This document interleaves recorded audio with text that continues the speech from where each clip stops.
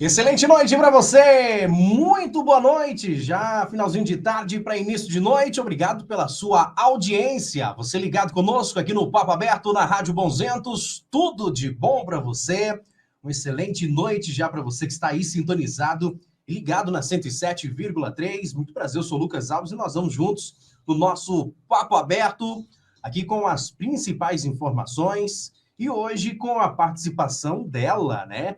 A Josi Marçal, que está conosco aqui no Papo Aberto, e também os seus convidados. Ela vai anunciar o convidado já daqui a pouquinho, no programa especial de hoje, o Papo Agro, né? Isso mesmo, Josi, muito boa noite.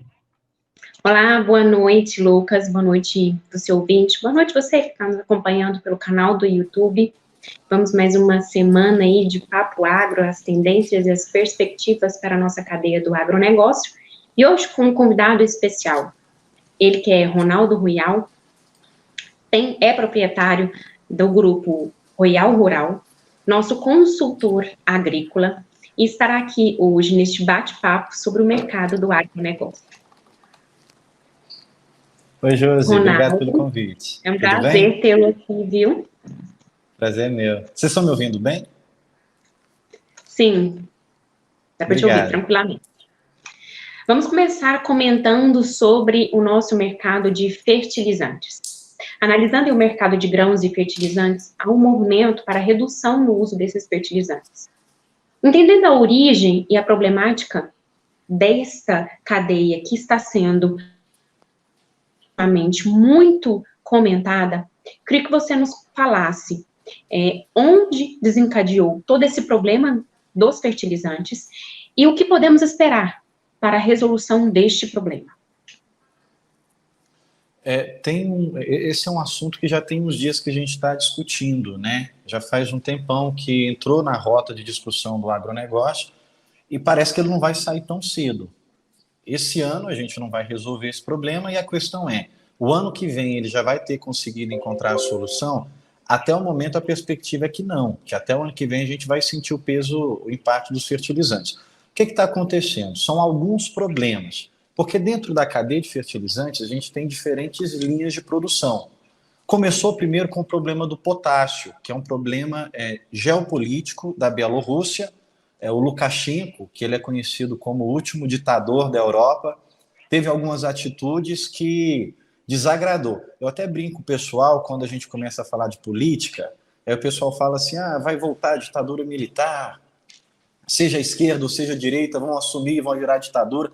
A ditadura ela não cabe no mundo hoje e a Bielorrússia está sendo uma prova disso. O Lukashenko começou a sofrer os problemas de estar tentando ainda se manter numa ditadura. Então, o que aconteceu? Ele mandou sequestrar um avião, sequestrar um repórter, e aí os países começaram a taxar o seu principal produto, que é o potássio.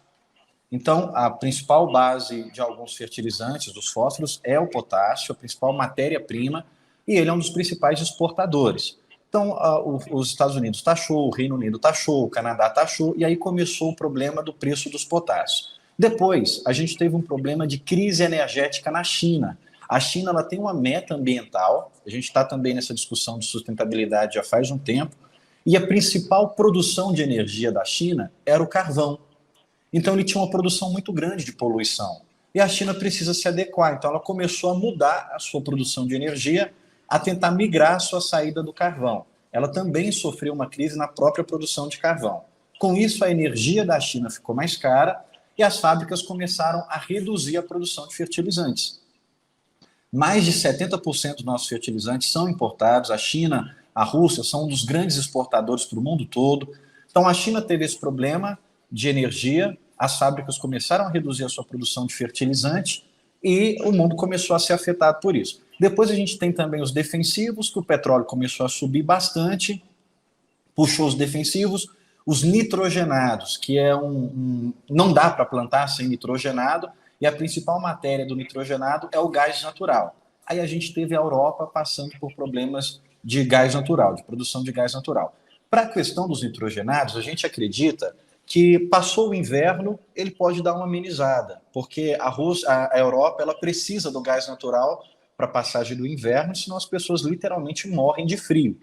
Então, ela não consegue segregar muito a produção de gás natural para as outras áreas. Então, passado o inverno, a gente acredita que a questão dos nitrogenados pode dar uma arrefecida, mas as outras questões dos fertilizantes como um todo vai ficar para 2022 e vai impactar no custo. Agora, o que isso chega para nós?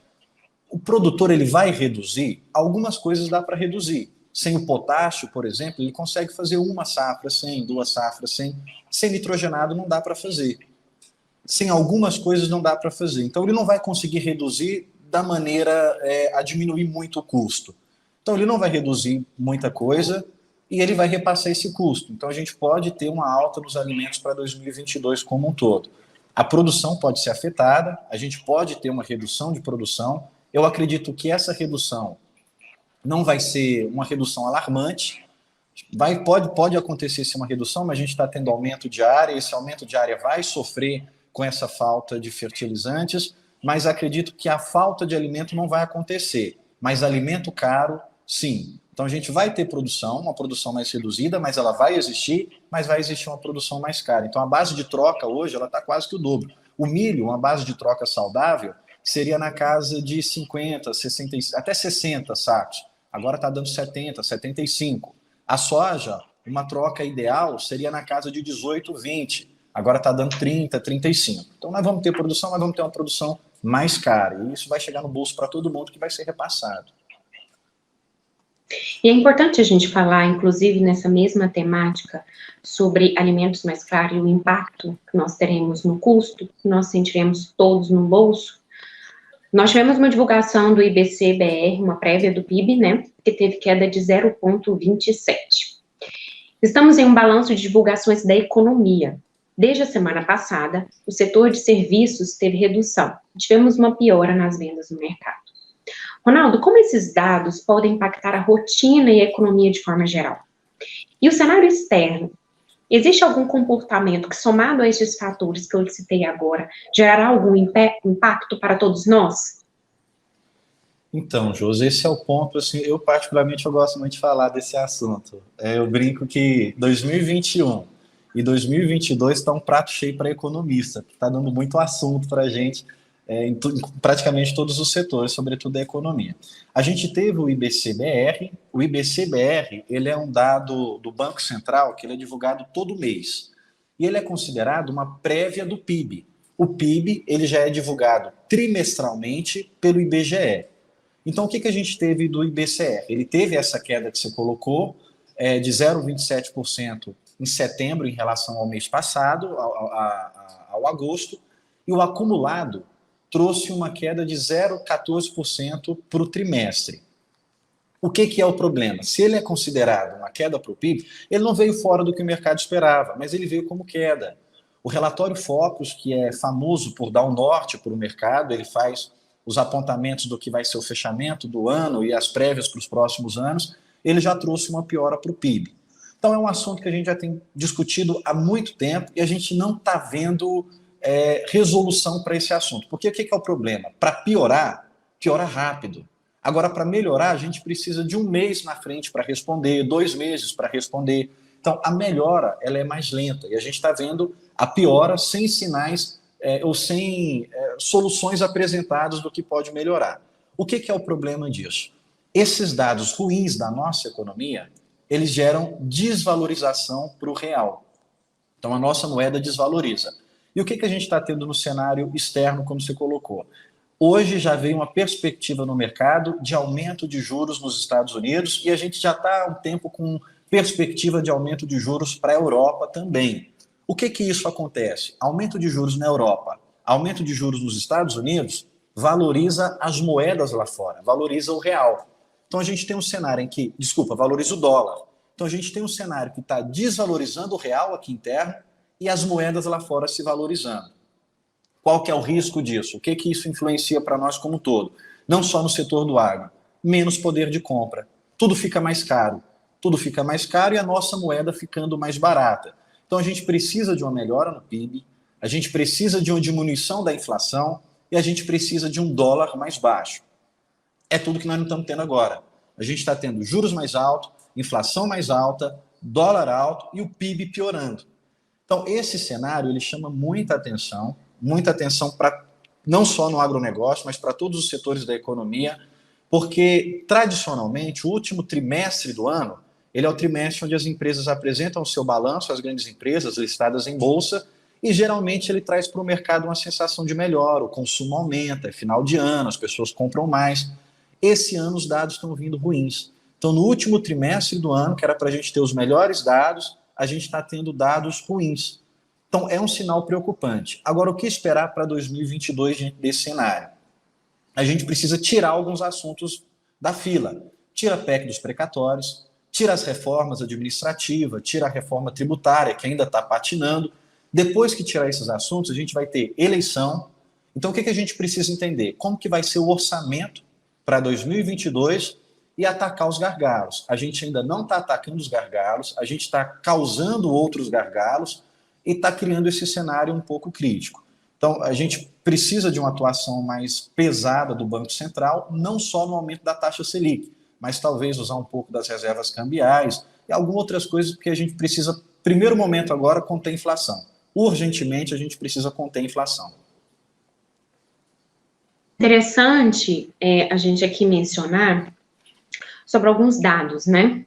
As vendas externas do agronegócio goiano, ele totalizou 355 milhões de dólares em outubro de 2021.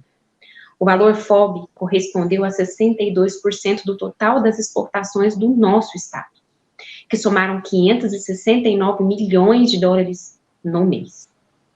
Ou seja, Ronaldo, os números foram divulgados pela plataforma Comex, o Ministério da Economia, e a gente pode dizer que o nosso mercado é sim um mercado que está alavancando cada vez mais com as vendas no comércio exterior.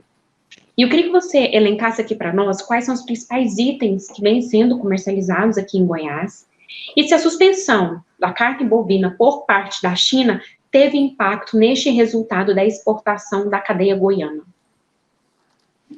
Bom, a gente com certeza sentiu isso aí. A balança central de 2021, ela estava superando de longe todos os anos passados. Então a gente vinha mês a mês pautando meses de melhora, meses de recordes, com exceção do mês passado e do início desse mês.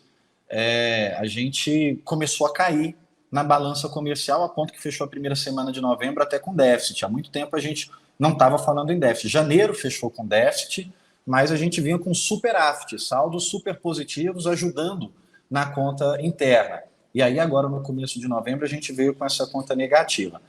O principal produto que o Brasil exporta, e Goiás é um dos principais fornecedores também, por isso que Goiás é um estado muito importante na alimentação global, falando de soja, falando de milho, falando de carne como um todo, carne de boi, carne de frango, carne de vaca, carne de porco. Mato Grosso vem encabeçando, depois tem Goiás e Paraná ali brigando pela segunda colocação em alguns produtos. A soja é disparado o nosso principal produto, mas a gente tem esses outros itens. A gente tem carne, a gente tem milho. De vez em quando a gente vê uma plataforma de petróleo, mas essas plataformas nem sempre são vendas. Às vezes tem muito empréstimo de um país para o outro e às vezes dá um distúrbio na conta. Mas o segmento do agronegócio foi o que sustentou o Brasil na pandemia. Quando tudo parou, a pandemia fechou todas as coisas, a gente não teve um lockdown total, mas nós fomos atingidos, o setor do comércio foi atingido, e o agronegócio não parou. O agronegócio continuou pujante. No setor da carne, a gente já tinha tomado uma parcela do setor de carnes lá atrás, quando a China enfrentou a peste suína africana. O Brasil começou a exportar carne de porco. Onde vai carne de porco, vai carne de frango. Onde vai carne de frango, vai carne de boi. E o chinês que não comia muita carne, quando aprendeu a comer e pegou gosto, nunca mais largou. O que aconteceu nesse cenário agora da vaca louca, que a China brecou as exportações? No primeiro momento, isso não foi tão sentido no cenário varejo, no popular. A gente teve dois cenários. O cenário financeiro sentiu de cara e as bolsas derreteram. Então, quem tinha suas posições de bolsas foram atingidos. No cenário varejo, a gente não viu essa baixa, porque os frigoríficos reteram, começaram a segurar, não jogou isso no mercado, Aí foi esperar, vamos ver até onde a China vai. Depois a gente teve o próprio Ministério da Agricultura dizendo, olha, produção para a China segura um pouco. E claro, economicamente fomos afetados, tanto o produtor de carne quanto o frigorífico. Para nós, como consumidor de carne final, a gente não sentiu essa baixa, porque foi represada, não veio isso para o mercado, e quando veio foi soltando aos poucos, a gente foi sentindo muito lentamente. O que nós tivemos é que o mercado interno teve um consumo legal. Então, o mercado interno conseguiu segurar, por mais que houve uma substituição nas carnes, você comia uma carne melhor, passou a comer uma carne mais barata um pouco, mas continuou crescente. E sempre também falando daquela questão de no último trimestre do ano ter melhora no consumo, para a carne também. Então, sempre no final do ano há uma crescente no consumo de carne interno e conseguiu segurar um pouco os preços. Agora, a situação da China não comprar da gente, é difícil fazer uma previsão, porque por mais que a gente possa pautar um fundamento, é muito jogo de mercado envolvido. Então, a China estava comprando carne muito cara e ela viu uma oportunidade de segurar e baixar os preços e tentar comprar alguma coisa mais barata. Mas a gente já está vendo esses preços voltarem. Então, falando de bolsa, a arroba saiu de 340, foi para 200 e alguma coisa, hoje ela já está acima de 300 de novo. Então, o mercado vai se ajustando. Todo desequilíbrio, o mercado procura um ajuste. E é o que está acontecendo agora. Muito bom, Ronaldo. E falando um pouquinho mais sobre a nossa cadeia agropecuária, principalmente sobre esse mercado agrícola, diante das perspectivas da safra cheia em relação a 2022 para a nossa cadeia de soja, houve-se, então, uma desvalorização nos preços pagos pelo produtor rural. E mesmo assim, a procura internacional de soja brasileira tem sido muito grande. Diante disso, deste cenário entre demanda e preço, e também o nosso produtor rural, que cada vez mais tem se sentido desvalorizado, tanto em relação à alta taxa aí dos fertilizantes, quanto em relação à sua produção, como nós podemos avaliar essa melhora nos preços e tentar minimizar cada vez mais essas quedas? Então, tem um fator que a gente está todo mundo aprendendo isso agora. No agronegócio, ele sempre foi soberano no mercado, mas a gente é um pouco teimoso com algumas coisas. Eu até brinco com o produtor, falo, você tem que pôr um quadro lá, sempre que você quiser pensar o contrário, você olha para o quadro que o mercado não vai fazer o contrário, que é a oferta e a demanda. São soberanos. Então, eu brinco agora, os usuários de iPhone aí tá vendo a Apple falar, não vou fazer 10 milhões, porque está faltando produto. E aí os preços podem subir. A gente está passando pelo setor automobilístico, os automóveis ficando mais caros, porque a produção está comprometida. Então, sempre que interfere no quadro de oferta e demanda, os preços vão sentir na veia. Então, a gente está com custo alto para a soja, para a produção da soja. A gente está vendo um cenário bem demandado, cenário internacional com apetite forte. Por que os preços caíram e por que os preços não têm um viés de alta agressiva a curto prazo? Por causa da oferta. Os Estados Unidos acabou de tirar do campo 120 milhões de toneladas de soja e está entregando isso para o mercado, é muita soja. O Brasil, daqui 2 meses, vai colher a maior safra de soja do planeta, cerca de 140 milhões de toneladas de soja.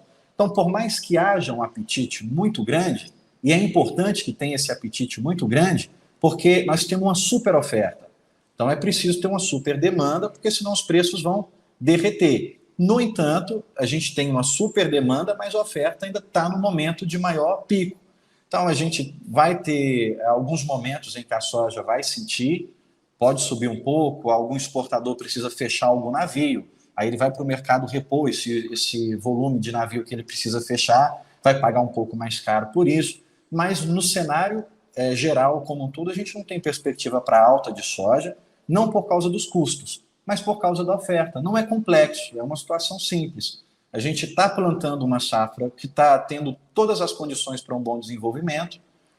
A gente fala muito de clima agora, o que pode prejudicar é que a gente está dentro do Laninha.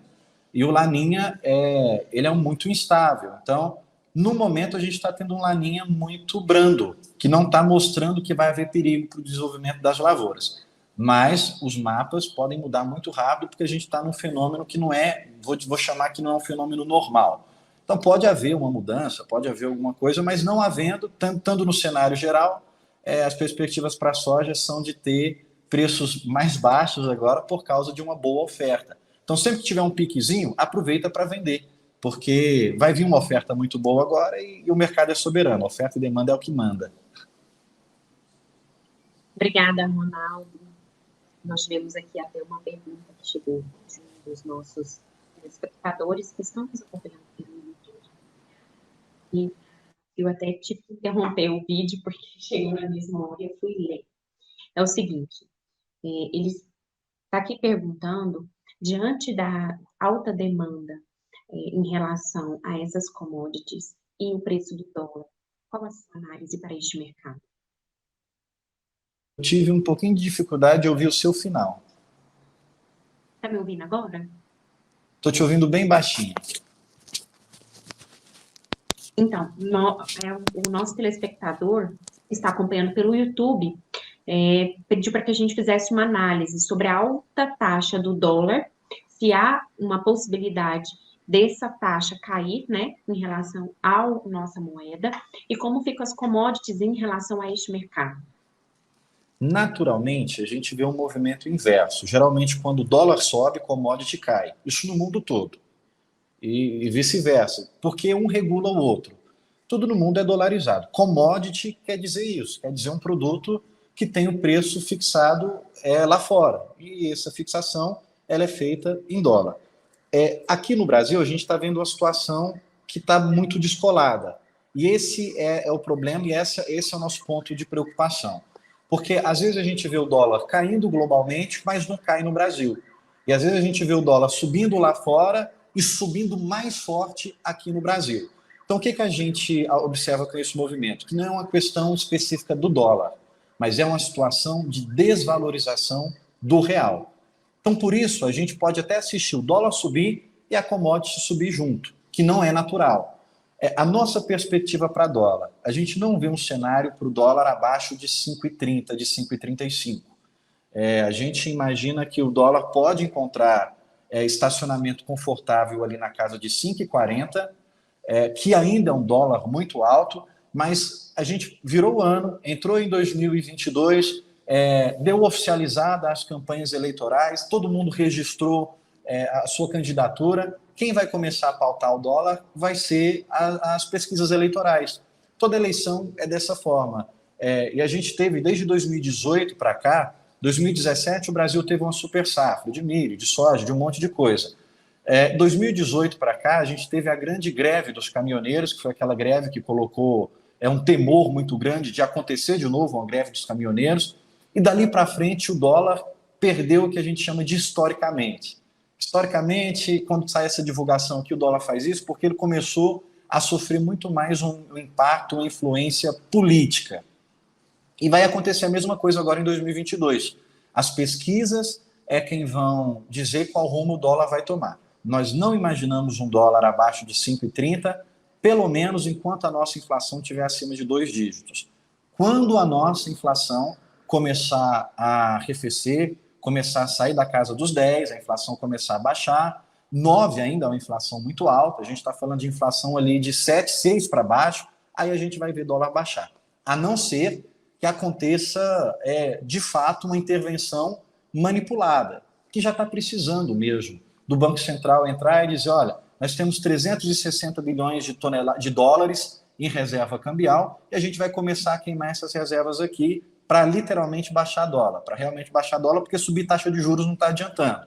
Se o Banco Central continuar subindo taxa de juros e começar a queimar a reserva cambial, pode ser que o dólar tente romper esse piso, mas a gente não acredita. Eu acredito que o dólar só vai baixar quando a nossa inflação também baixar. E a situação das commodities como um todo vão continuar altas. A gente precisa resolver, em primeiro lugar, a crise de energia. Resolveu a crise de energia, a gente vai tentar resolver a crise do petróleo, que também é uma crise. A gente está com o preço dos combustíveis muito alto e o preço do combustível vai continuar alto enquanto o petróleo continuar alto. Depois que a gente resolveu a crise energética, a crise do petróleo, aí vem a cadeia. A gente já resolve o problema dos fertilizantes e as commodities também vão encontrar um lugar de conforto. Até lá, o dólar vai continuar caro, o preço das comidas vão continuar caro e vai ser repassado. Tudo isso vai ser repassado até chegar lá na ponta do consumidor final. Então, duas coisas que a gente precisa fazer: organizar a nossa inflação e começar a resolver a crise energética, que é internacional e está atrelada à crise do petróleo. E aí a gente tem um vislumbre de melhora na economia. A pandemia está aí, a gente está recebendo a conta da pandemia agora nos preços dos produtos como um todo, né? Está chegando para todo mundo. O problema é que para o Brasil a gente está sentindo um pouco mais pesado do que está sendo sentido lá fora. Bom, obrigada, Ronaldo, por a sua participação aqui no Papo Agro, canal Papo Aberto. Você que nos ouve na Rádio 107.3, Rádio Bons Ventos, muito obrigada por este momento. Nós estivemos aqui juntos, analisando um pouquinho sobre a nossa cadeia do agronegócio. Fiquem agora com o Lucas. Até mais. Obrigada, Ronaldo. Obrigado, gente. Até mais.